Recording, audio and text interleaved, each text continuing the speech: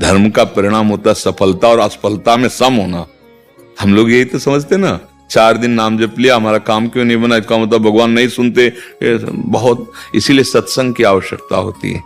सुख दुखे समय कृत्वा लाभा लाभो जया जयो, ये धर्म का स्वरूप होता है। अगर आप धर्म से चल रहे हो तो आपको पक्का पता मैं धर्म से चल रहा हूं, तो दुख जो आया है, असफलता जो आई है, ये मेरे किसी कर्म के परिणाम का स्वरूप है। इसमें भगवान का कोई अवश्य में भोक्तव्यम कृतम कर्म शुभाशुभम। तो शुभ कर्म 2 ही प्रकार के कर्म हैं, शुभ और अशुभ। शुभ का फल आता है सुखद लौकिक, और अशुभ का फल आता है दुखद। जो धर्म है वास्तविक, वो है भगवान के चरणों का आश्रय लेकर के शास्त्र आज्ञा के अनुसार बर्ताव करना। वो तुम्हें शुभ अशुभ दोनों से ऊपर उठाएगा, सुख दुख में समान भाव लाएगा। अब हम अगर विश्वास करें इस बात पे तो आश्चर्य होगा। विद्यारण्य जी बड़े महापुरुष हैं, बड़े सन्यासी हुए हैं। उन्होंने अपने माता पिता को देखा कि दरिद्रता के कारण खान पान की भी व्यवस्था नहीं, ब्रह्म ऋषि थे, पर तो उनका मैं गायत्री अनुष्ठान के द्वारा संपत्ति प्राप्त करूंगा और माता पिता को सुखी करूंगा। तो 24 लाख मंत्रों का एक पुरस्चरण होता है, तो 24 लाख गायत्री का अनुष्ठान किया, कुछ नहीं हुआ। फिर दूसरा अनुष्ठान किया, तीसरा अनुष्ठाान किया, माता पिता तो धीरे धीरे पधार गए, पर वो जिद ऐसी लगी रही कि आखिरकार क्या मंत्र का प्रभाव ही नहीं। 23 पुरस्चरण किए, करते करते बाल्यावस्था जब यज्ञोपवीत हुआ तो तब से लेकर वो अर्ध जीवन की अवस्था होगी पुरस्चरण करते हुए। अब उन्होंने कहा कि क्या जीवन हमारा, सन्यास ले लिया। जे सन्यास लिया तो वेद माता गायत्री प्रकाशित हो गए, सामने आ गए साक्षात, और कहा बेटा अब देवराज इंद्र का पद भी तुम्हारे लिए दुर्लभ नहीं। उनका हम आप तो सन्यासी हो गए अब हमको तो खुद ना तो ब्रह्मा का पद चाहिए और न देवराज इंद्र का पद चाहिए, पर हम आपसे ये प्रार्थना करते हैं कि 23 पुरस्चरण किए धन के लिए, गायत्री तो बहुत सामर्थ्यशाली माता है, 23 पुर आप क्यों नहीं आई? तो उनका तुम्हारे अनंत जन्मों में ऐसे छोटे छोटे पाप तो भस्म सब हो गए, ऐसे 24 महापाप थे, एक एक पुरस्चरण से वो नष्ट हुए। हाँ, अब जब सन्यास लिया 23वें के बाद, तो एक पुरस्चरण का काम सन्यास ने कर दिया। अब तुम निष्पाप हो, तुम जहां चाहो राज्य कर सकते हो। बोलो बोले नहीं, अब तो मैं सन्यासी हो गया, अब तो अपने स्वरूप में स्थित। तो देखो इतना बड़ा अनुष्ठान भी, वो महापाप उनके 24 ऐसे अटके कि धन प्राप्ति नहीं। तो बात यहां समझनी है कि कुछ हमारे जमा है और कुछ निकाल करके इस शरीर को बनाया गया है, शुभ अशुभ दोनों से। अब वो जो गोदाम जमा है हमारा, वो तो आग लग जाएगा। साधन करो अच्छे से, नियम से, संयम से, मर्यादा के अनुसार, तो हम सर्वपापेभ्यो मोक्षयिष्यामि मा शुचा। लेकिन जो बन चुका है, देखो किडनी फेल है, डायलिसिस हो रहा है, कष्ट भोग रहे हैं, तो बोले आपको भजन का फल क्या मिला? दहाड़ रहे हैं। ऐसी स्थिति में दहाड़ रहे और मस्त हैं। मेरी प्रार्थना है असफलता पर निराश मत हो, सफलता पर अहंकार न करें और धर्म पूर्वक चलते रहें, तो वो सफलता मिलेगी जिसको प्रसन्नता कहते हैं, अखंड प्रसन्नता। ये सुख दुख तो क्षणिक है भैया, दिन है तो विश्वास करो रात आएगी, रात है तो धैर्य धारण करो दिन आएगा। ये सुख दुख का क्रम चलता रहता है। अब ये आजकल क्या चला है कि अमुक जगह चलते हैं, जंतुर बंधवा लेते हैं या हवन करवा लेते हैं, दुख मिट जाएगा। तो हमारी तो समझ ऐसी नहीं है। हमें जैसा गुरुजनों से समझ में आया है, भगवान के बचन है वच्चे में भोक्तव्यम कृतम कर्म शुभाशुभम। भैया तो भगवान से बढ़कर तो कोई शक्तिशाली है नहीं। वो कह देते नहीं, कह रहे सर्वधर्मान परित्यज्य माम एकम शरणम व्रज। तब अगला कार्यक्रम हम संभालेंगे। तो वही हम कहते हैं, भगवान की शरण हो जाओ, नाम जप करो। किसी भी जंत्र में किसी भी ऐसे ताकत नहीं कि कर्म संस्कारों को भस्म कर दे, कर्म संस्कारों को भस्म कर दे। वो तो केवल एक भगवान श्री हरि, एकमात्र भगवान के सिवा कोई दूसरा उपाय नहीं। अब तो भटकना बंद किया जाए और उतनी देर एकांत में बैठकर नाम कीर्तन किया जाए।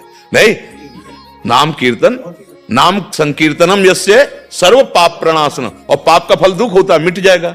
जैसे कोई यहां आया और बोले हमारा दुख मिट गया, हमारा काम बन गया।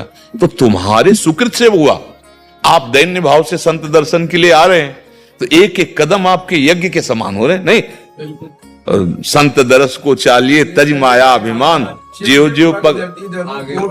अब क्या, वो पुण्य बना तुम्हारा और पाप नष्ट हुआ। संत दरस जिम पातक टरे, आपका काम में हो रहे, बोले बाबा बड़े चमत्कार। नहीं, चमत्कार तुम्हारे कर्म ने किया। तुम वहां से चलकर आए, हाँ, दैन्यता से, श्रद्धा से आए, और तुम्हारा काम ऐसे। तो हम क्या करें, हम अपने धर्म पर विश्वास करें, हम भागवतिक आज्ञा के अनुसार कर्म पर विश्वास करें, बाहरी बातों पर विश्वास हमें नहीं करना है। कोई ये चमत्कार नहीं कर सकता कि तुमको सुखी कर सके। भगवान सामने खड़े हैं और अर्जुन को आदेश कर रहे हैं कि मुझे तभी तुम प्राप्त होगे। अनन्य चेता सततम यो माम स्मृति नित्य सा तस्याम सुलभा पार्थ, सामने खड़े हैं सरकार। आप देखो, हम तो भगवत दर्शन की लालसा से साधना कर रहे हैं, अर्जुन के सामने खड़े हैं, कह रहे हैं फिर भी तुम मुझे प्राप्त नहीं कर सकते तब तक जब तक अनन्य चेता सततम यो माम स्मृति नित्य सा तस्याहम सुलभा पार्थ। इसलिए मेरा अनन्य चिंतन कर। चिंतन की बात भगवान अर्जुन जी को सामने आदेश कर रहे, सामने होते, और सच्ची कह रहा हूं, सामने ही है। मत्तः परतरम नान्यत किंचिदस्ति धनंजय। लेकिन क्या देख पा रहे, सामने वो छलिया विविध रूपों को, यही विराट रूप है। स्त्री पुरुष जड़ चैतन भयंकर कोमल, बड़ा बीभत्स, भगवान का रूप वर्णन विराट में ना, यही संपूर्ण ब्रह्मांड, ये विराट स्वरूप भगवान में पहचानो। अब बिना गुरु कृपांजन के नेत्र ऐसे हैं कि त्रिगुण माया का खेल तो देख सकते हैं, लेकिन मायातीत भगवान को नहीं देख पाते। मत्तः परतरम नान्यत किंचिदस्ति धनंजय सर्वम खलमिदम ब्रह्म ने नानास्ति किंचन। बैठा तो है, कहां देख पा रहे, पुरुष स्त्री महात्मा दुरात्मा उत्तम अधम जड़ चैतन्य, ये आप कैसे देखें? बोले अनन्य चिंतन करो भगवान का। चिंतन का जो ही रंग चढ़ेगा और ये यंत्र पवित्र होंगे, मन बुद्धि चित्त अहम, चिंतन बदल जाएगा। हाँ, गोस्वामी जी देख रहे, सी राम मैं सब जग जान। मानी नहीं कह रहे, कोई कह दे भाई आपकी मान्यता है, वो कह रहे मानी नहीं जानी, मैं देख रहा हूं सी राम तत्व विराजमान। सी राम में सब जग जानी, जड़ चेतन जग जीव जत सकल राम में जानी।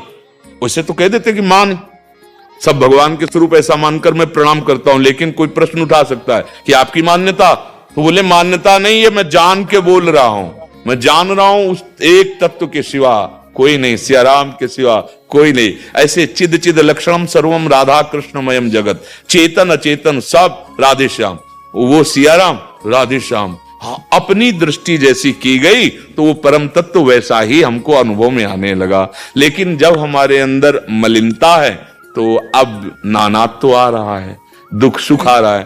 तो जड़ से दुख सुख को मिटाने का उपाय भगवान का आश्रय लेकर भगवत नाम कीर्तन, भगवत नाम जप, भगवत कथा श्रवण, भगवत कथा गायन, यही माया पर विजय प्रदान कर सकता है। कलयुग में ये सब ध्यान धारणा समाधि आदि अत्यंत कठिन है, क्योंकि शरीरों की स्थिति, खान पान की स्थिति, वायुमंडल ऐसा नहीं। अब देखो धुआं फैला हुआ है, इसमें समाधि लगेगी, ऑक्सीजन खत्म होता चला जाए, अरे जीना मुश्किल हो जाएगा, फेफड़े खराब हो जाएंगे।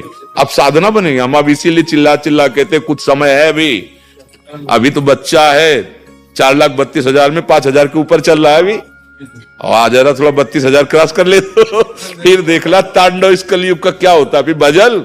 अभी देख लो क्या है, जो जीवन में बहुत निंदनीय माने गए आचरण, वो आज पार्टी में बंदनीय माने जा रहे हैं, नहीं माने जा रहे हैं। मदिरा पीना, बेविचार करना, ये सब जुआ खेलना, गंदे गंदे आचरण करना, ये ऊंची पार्टी मानी जा रही। अब विचार करके देखिए ये किसकी देन है?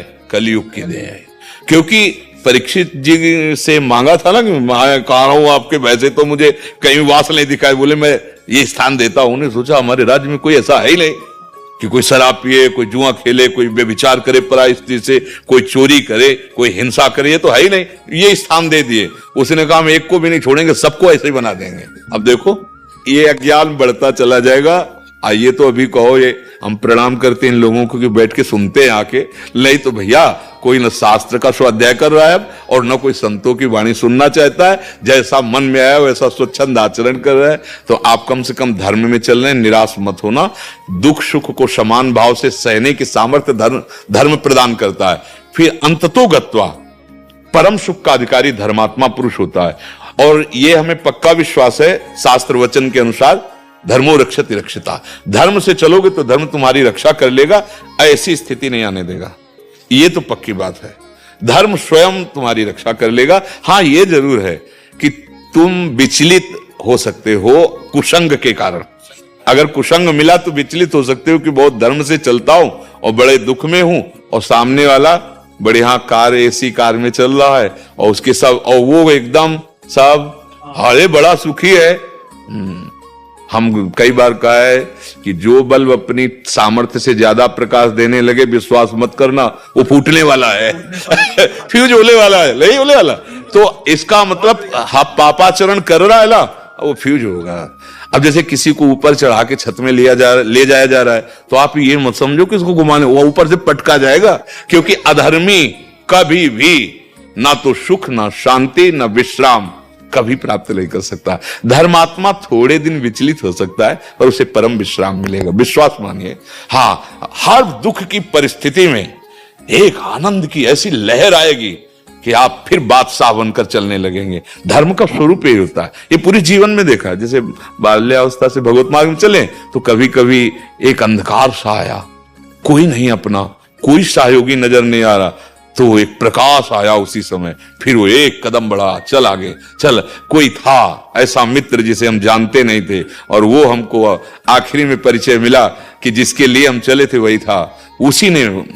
तो वो धर्म स्वरूप है, भगवान का स्वरूप धर्म है। आप धर्म से चल रहे हैं तो उसमें कोई भयभीत होने की जरूरत नहीं। असफलता कोई बड़ी वस्तु नहीं है, ये बदलती रहती है। सफलता असफलता ये आती जाती रहती। देखो स्वयं धर्मराज युधिष्ठिर महाराज जी के पावन चरित्र को देखो। 12 वर्ष का वनवास, 1 वर्ष का अज्ञातवास, पर भगवान श्री कृष्ण जिनके सारथी बने, धर्म के कारण ही तो बने ना भगवान श्री कृष्ण। सोचो आप, जहां रथी की पादुका, वहां कौन बैठे हुए हैं? ध्येयम सदा परिभवं नम अभीष्ट दोहम तीर्थास्पदम शिव विरंच नुतम। वो वहां बैठे हुए जहां रथी के चरण होते हैं ना, वहां सारथी बैठे हैं। आहा, बलियारी हमारे प्रभु की करुणा की। तो धैर्य पूर्वक रहोगे तो आपको अनुभव होने लगेगा कि भगवान हमारा पग पग पर साथ दे रहे हैं। उसकी गाई जाती है जो भगवान के नाम जप को करके और भगवान को प्राप्त हुआ है, चाहे कोई भी महापुरुष हो। है आप देखो, अपने देखो कितने संत हुए हैं जिनकी हम छवि पूजते हैं, जिनकी मूर्ति पूजते हैं, जिनकी याद करते हैं, जिनकी वाणी पूजते हैं, हम जिनके चरण पादुका पूजते हैं, चरण चिन्ह पूजते हैं। ये प्रोत्साहन नहीं, आज विश्व उनको नमन कर रहा है।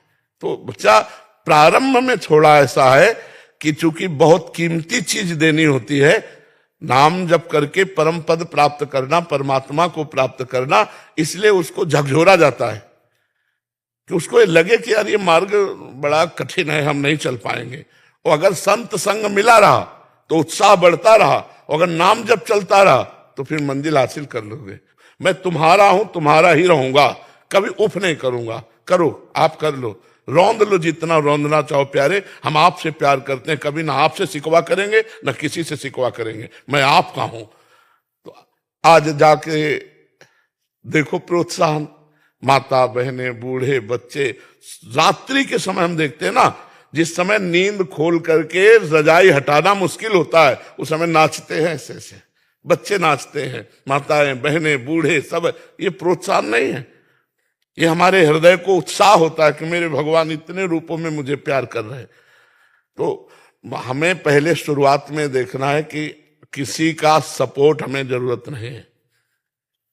हम कदम बढ़ाते चले जाएंगे, आगे सपोर्ट ही सपोर्ट है। आप ये समझ लो, आगे प्रारंभ में परमार्थ के पथिक के मार्ग में सूल फेंके जाते हैं। वो सूल दिखाई देते हैं लेकिन होते हैं फूल। और जब कदम बढ़ा के आगे चला जाता है तो पराग ही पराग पे चलना है, फूलों के पराग पे। आनंद ही आनंद है। पर थोड़ी मंजिल कठिन है जिसमें दिखाई देता बड़ा। सही चलोगे ना, तुम्हारे मित्र तुम्हारा उपहास करेंगे। जी महाराज होता है। हाँ, और तुम्हारा मन ही तुमको बताएगा कि यार क्या मिल रहा है अभी, मतलब में देखो। अशांति और भय का एकदम वो रहता है। हाँ, क्योंकि अशांति वो मन की है।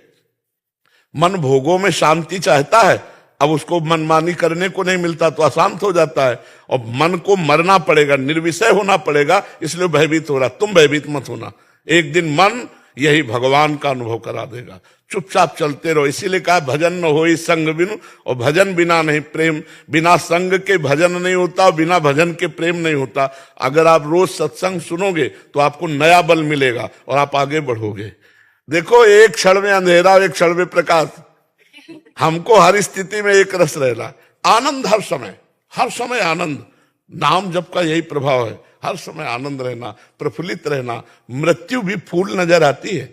महाराज जी, बाबा का भी यही प्रश्न था कि इनके शरीर में बहुत व्याधियां सी आ रही हैं जो भजन में विघ्न बन रही हैं, भजन सही ढंग से नहीं हो। अरे कोई भजन नहीं। देखो, हमारी बात समझो, हम वाहेगुरु को समर्पित है। आपके लिए उत्तर है, हम वाहेगुरु को समर्पित है, और वाहेगुरु का हर विधान मीठा लग रहा है, तो हम ये देख रहे हैं कि वाहेगुरु का विधान यही भजन है, और उसी को हम आनंद पूर्वक सह रहे हैं, यही भजन है। हम बिके हुए उनको हैं, यही भजन है। हम गुरुवाणी को बिक चुके हैं, यही भजन है। अब हमारा अंदर भजन ना हो तो हम ठसक से बैठे। जैसे राजकुमार को बिना किसी प्रयास के राजा पद निश्चित मिल जाता है, ऐसे ही वाहेगुरु को जो समर्पित है वो वाहेगुरु को ही प्राप्त होता है। भजन ना होने पर भी एक ठसक हो कि मैं वाहेगुरु का हूं, बस वाहेगुरु को प्राप्त हो जाए। अब शरीर की स्थितियां हो सकता है कि इतनी पीड़ा हो कि हम न याद कर पाए, लेकिन हमें किनके, ये तो हमें पता है ना कि हम वाहेगुरु का हैं। तो बस जब याद आवे तो वाहेगुरु वाहेगुरु वाहेगुरु, और नहीं तो वाहेगुरु के तो है ही। अब वाहेगुरु अपने पास बुला ही लेंगे। वो करुणामय है, हमारे साधन भजन को नहीं देखते, वो अपनी कृपा से हमको खींच लेंगे। मैं सारा दिन घर में पड़ा रहता हूँ, डिप्रेशन की 6-7 वर्ष से दवा चल रही है। मैं किसी भी कार्य योग्य नहीं रहा हूँ। नाथ मुझे बचा ले, मैं कोई भी कार्य अगर मेरी बात मान जाओ तो सब ठीक हो जाएगा। तुम्हें कुछ नहीं छोड़ना, हमारी बात पकड़ो पहले, बहुत आराम से सुनो। देखो, आप आज से निश्चिंत हो जाओ। हम जैसा कह रहे हैं, हम बहुत सोच के कह रहे हैं। तुम पहले अपने दिमाग से हटा दो कि मुझे कुछ छोड़ना है, ठीक है? अब आपको पकड़ना है, बस आप नाम पकड़ लीजिए। जो हो रहा तुम उसकी चिंता मत कीजिए, प्रसन्न मुद्रा में रहिए, प्रसन्न रहिए, और थोड़ा कुछ काम कीजिए। क्या काम करोगे? घर के काम है कुछ? थोड़े बहुत नहीं, घर में किसानी होती है? नहीं होती। क्या होता है घर में, कैसे चलता है? वैसे सब नौकरी करते हैं तो मैं पढ़ाई कर लेता हूँ सब। नहीं, कुछ काम करो, वो मतलब कार्यरत रहो। गाय भैंस कुछ है? कुछ काम करो। बस मैं आपको दोस्त बनना चाहता हूँ। है दोस्त बनना चाहता हूँ मैं आपका। हाँ, पहली बात तो यह कि तुम गलत हो, ये हटाओ दिमाग से। हम जो कह रहे हैं मानो इसे, आज से दिमाग से हटा दो, क्योंकि ये सोच जो है ना, ये आपको गिराती चली जाएगी। आज हम आपको कह रहे हैं, हम आपका हाथ पकड़ रहे हैं, आप निश्चिंत रहो। आप पहली बात छोड़ो कि आप गलत हैं, ठीक है? दूसरी, आप कभी गलत हो ही नहीं सकते। आप भगवान के अंश है। ये अंतःकरण गलत है, ये मन गलत हो गया है, तो इसको दंड भोगने दो। तुम चिंता मत करो। पहली बात तो तुम भगवान के अविनाशी अंश हो, चेतन अमल सहज सुख राशि। अमल का मतलब होता है निर्विकार। तुम्हें कभी कोई विकार आ ही नहीं सकता। तुमने क्या किया? अपने आप को भूलकर शरीर और मन को अपना मान लिया, इसी से सारी गलतियां हो रही। पर वो ज्ञान का विषय है, हम तुम्हें बिल्कुल साधारण बता रहे। पहली बात तो तुम सोचो मत कि हम विकारी हैं। जैसा सोचोगे वैसा बन जाओगे। देखो, पहुंच गए ना डिप्रेशन में, और आज से उठना शुरू हो जाएगा। हमारी बात मान लो। पहली बात तो ये कि तुम जैसा हम कहें वैसा करो। दूसरी बात, हमारी सामर्थ्य तुम्हें उठाएगी। हमारी सामर्थ्य जानते हो? हाँ, आज से तुम देखना तुम्हारे हृदय में प्रसन्नता का एक रेखा खींचेगी और बढ़ती जाएगी, क्योंकि श्री जी ने भेजा है तुम्हें। अब तुम अपने जीवन को नष्ट करने की जो धारा है, इससे आप उबर जाओगे। राधा नाम जप करो, निरंतरता जहां पड़े हो और मन तुम्हारा सोच कर रहा है, उसको सोचने दो। तुम बार बार राधा राधा राधा, जो गलती हो रही होने दो। तुम बिल्कुल निश्चिंत हो जाओ। एक दिन वो बल आएगा कि सब छूट जाएगा। बहुत जल्दी वो समय आएगा, क्योंकि आपका प्रयास और श्री जी का बल ये आपको उठाएगा। आप इससे उठो, बिल्कुल निश्चिंत रहो। तुम कोई भी गलती का टेंशन मत लो, पहले टेंशन मुक्त हो, फिर प्रसन्नता तुम्हारी गलती पर चढ़ बैठेगी और गलती कभी नहीं होने लगेगी, धीरे धीरे ठीक हो जाओगे।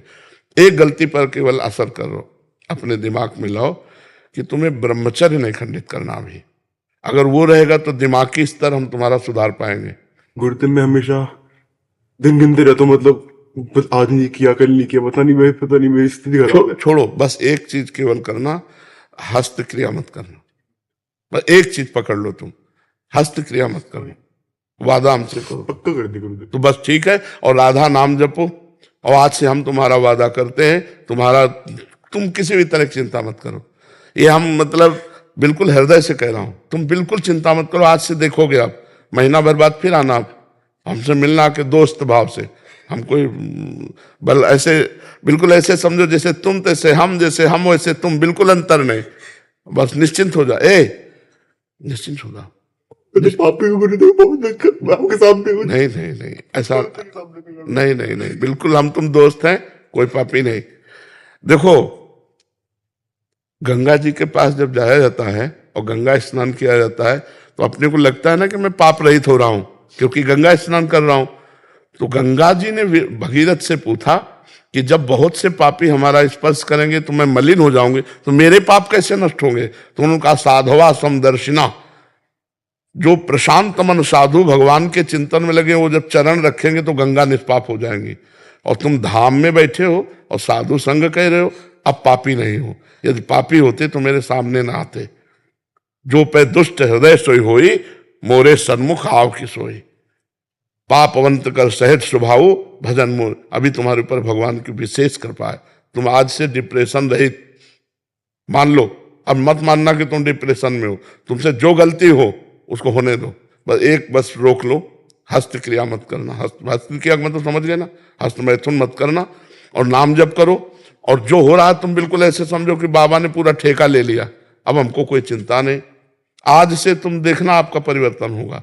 और पर कोई काम करो, 2-4 घंटे का काम करो, कोई भी काम करो, कोई ना कोई काम ढूंढो, जैसा मन आवे, पर आप काम करो। आप घर में पड़े नहीं रहोगे। महाराज जी, कहीं ऑफिस आदि में भी कर सकते हैं? कहीं भी काम करो, बैठे मत करो, मन को समय मत दो। ये बहुत बहुत दुष्ट है। ये मतलब नए बच्चे ऐसे गलत आचरणों में फंसते जाते हैं। इसका कारण होता है बच्चा ब्रह्मचर्यहीनता, गलत आचरण।